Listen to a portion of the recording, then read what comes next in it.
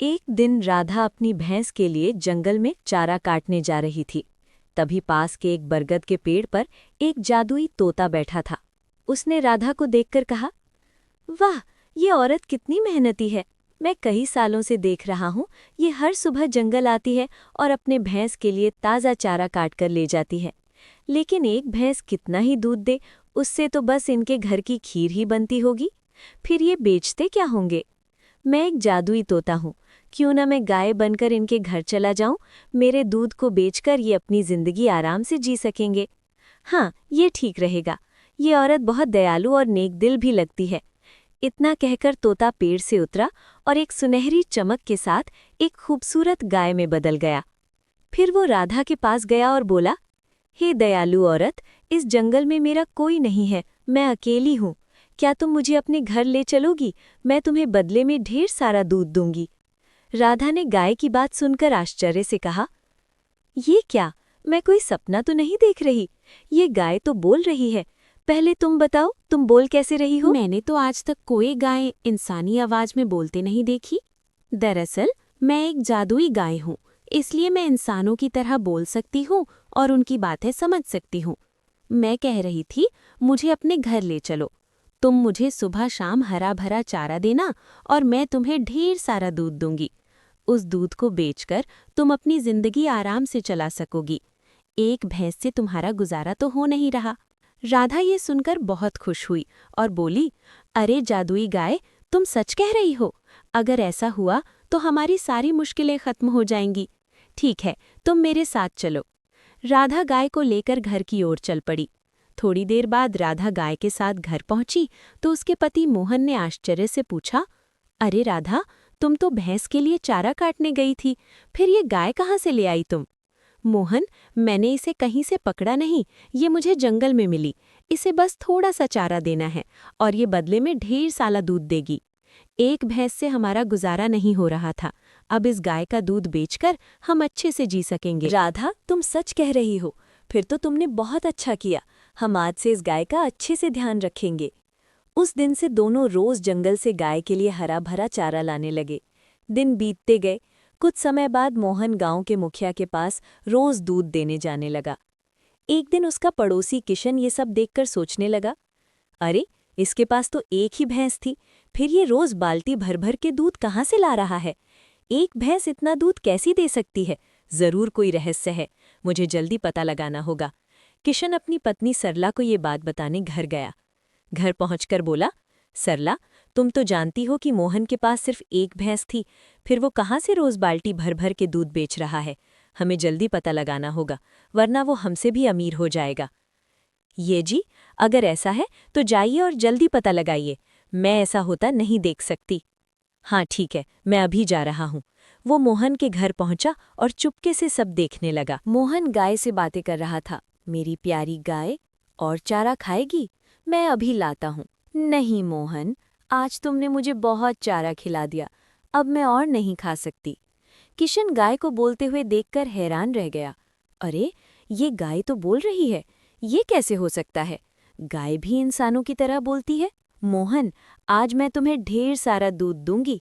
जितना दूध चाहिए उतनी बाल्टियां रख दो। कल सुबह वो सारी बाल्टियां दूध से भरी होंगी। नहीं गायत्री, तुम पहले जितना दूध देती थी उतना ही दो। ज्यादा लालच अच्छा नहीं, हमारा गुजारा अच्छे से हो रहा है। वैसे तुम्हें मेरे घर अच्छा लग रहा है ना? तुम्हें चारा देने में तुम्हें परेशान नहीं करती? हाँ मोहन, मैं बहुत खुश हूँ। हमारे दूध से तुम्हें फायदा हो रहा है ना? हाँ गायत्री, तुम्हारी दूध से हमें 2 वक्त की रोटी मिल रही है। अच्छा, तो ये जादुई गाय है जो बाल्टी बाल्टी दूध देती है। मुझे जल्दी कुछ करना होगा। हाँ, कल जब मोहन गाय को जंगल ले जाएगा, मैं उसे मार दूंगा। फिर देखता हूँ ये दूध कहाँ से लाता है। मोहन, एक ज़रूरी बात सुनो। अगर मुझे कुछ हो जाए या कोई मुझे मार दे तो तुम चिंता मत करना। जिस पेड़ के नीचे मैं राधा को मिली थी, उसकी पत्तियां मेरे सिर पर रख देना, मैं फिर से जीवित हो जाऊंगी। गायत्री, ऐसी बातें क्यों करती हो? मेरा किसी से झगड़ा नहीं, कोई तुम्हें क्यों मारेगा? चलो, मैं तुम्हें जंगल ले चलता हूँ। राधा, मैं गायत्री को जंगल ले जा रहा हूँ। अगर देर हो जाए तो चिंता मत करना। ठीक है, लेकिन जंगल में सावधान रहना, वहाँ जंगली जानवर होते हैं। मोहन गाय को लेकर जंगल गया। वहां गायत्री हरा भरा चारा खाने लगी। तभी मोहन ने सोचा, आज बहुत गर्मी है, एक काम करता हूँ, मैं उस पेड़ के नीचे थोड़ा आराम कर लेता हूँ। वो पेड़ के नीचे जमीन पर बैठ गया। इधर किशन झाड़ियों में छिपा था।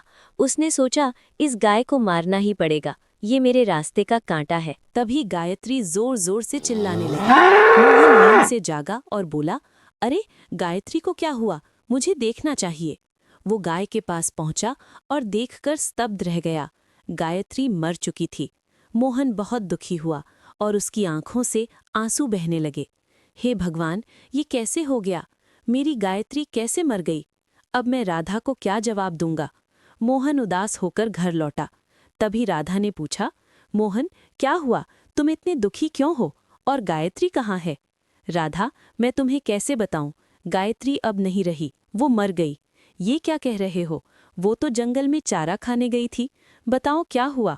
मैं जंगल में पेड़ के नीचे सो रहा था, तभी अचानक गायत्री की चीख सुनाई दी। जब मैंने देखा तो वो मर चुकी थी। ये कैसे हो गया? वो गाय हमारी कमाई का एकमात्र सहारा थी। अब हम क्या करेंगे? राधा, चिंता मत करो, मुझे गायत्री का रहस्य पता है। मैं जंगल से पत्तियां लाता हूँ। ठीक है, लेकिन सावधानी से जाना। मोहन जंगल गया और उस पेड़ की पत्तियां तोड़कर गाय के पास पहुंचा। उसने पत्तियां गाय के सिर पर रखीं। तभी एक तेज रोशनी के साथ गायत्री जीवित हो गई। मोहन खुश होकर बोला, गायत्री, तुम वापस आ गई। भगवान का लख लख शुक्र है। पता है, मुझे तुम्हारे बिना अच्छा नहीं लग रहा था। राधा और मैं रो रो कर बुरा हाल हो गया। मोहन, अब मैं ठीक हूँ, चलो घर चलते हैं। राधा मुझे देखकर खुश होगी। मोहन गाय को लेकर घर गया और राधा को सब कुछ बताया। राधा खुशी होकर बोली, गायत्री, पता है, तुम्हारे बिना हम परेशान हो गए थे। राधा, अब चिंता मत करो, मैं फिर से लौट आई ना। मुझे अब प्यार से सुरभि कहकर बुलाना। मोहन, घर में खाने को कुछ नहीं है, अब क्या करें? मोहन, बाल्टी लाओ, मैं तुम्हें ढेर सारा दूध दूंगी। सुरभि, पहले जितना दूध देती थी उतना ही दो, वो हमारे लिए काफी है। दूध से भरी बाल्टी देखकर राधा के चेहरे पर खुशी आ गई। वाह सुरभि, तुम्हारा दूध तो बहुत गाढ़ा है, लेकिन अभी हमारे पास चारा नहीं है। कोई बात नहीं, हमारे पास अमरूद का पेड़ है, उसकी पत्तियां लाओ, वही खा लूंगी। तभी किशन पीछे से आया और ये सब देखकर हैरान हो गया। मैंने तो इस गाय को मार दिया था, फिर ये कैसे जीवित हो गई? मुझे फिर से कुछ करना होगा। राधा, मैं मुखिया के पास दूध देने जा रहा हूँ, अगर देर हो जाए तो चिंता मत करना। ठीक है, लेकिन थोड़ा जल्दी लौटना। मोहन जंगल के रास्ते मुखिया के घर गया। रास्ते में उसने एक बूढ़ी औरत को कुटिया के सामने रोते देखा। अरे अम्मा, आप रास्ते में बैठकर क्यों रो रही हैं? बेटा, मुझे 2 दिन से भूख लगी है, कुछ खाने को मिल जाए तो अच्छा होता। खाने के लिए कुछ तो नहीं है, लेकिन मेरे पास दूध है, आप इसे पी लो। बेटा, तुमने मेरी जान बचा ली, मेरे बेटे बहू मुझे छोड़कर चले गए। मोहन ने दूध का कुछ हिस्सा बूढ़ी माँ को दिया और बाकी लेकर मुखिया के पास गया। मुखिया जी, ये ताज़ा ताज़ा दूध लाया हूँ। मोहन, तुम कई दिन के बाद आया, कोई दिक्कत परेशानी थी क्या? हाँ मुखिया जी, मेरी गाय बीमार थी, लेकिन अब सब ठीक हो गया है। वो दूध देकर घर लौटा। कुछ दिन बीत गए। मोहन अब गरीबों की मदद करने लगा। किशन को ये देखकर बहुत जलन होने लगी। ये मोहन तो दूध बेचकर अमीर बनते जा रहा है। मुझे उसकी गाय को फिर से मालनी होगी। गांव में सुरभि के जादुई होने की बात फैल गई। मुखिया को भी पता चला। वो मोहन के घर गया और बोला, मोहन, मैंने सुना है तुम्हारी गाय बहुत खास है, क्या मैं उसे एक बार देख सकता हूँ?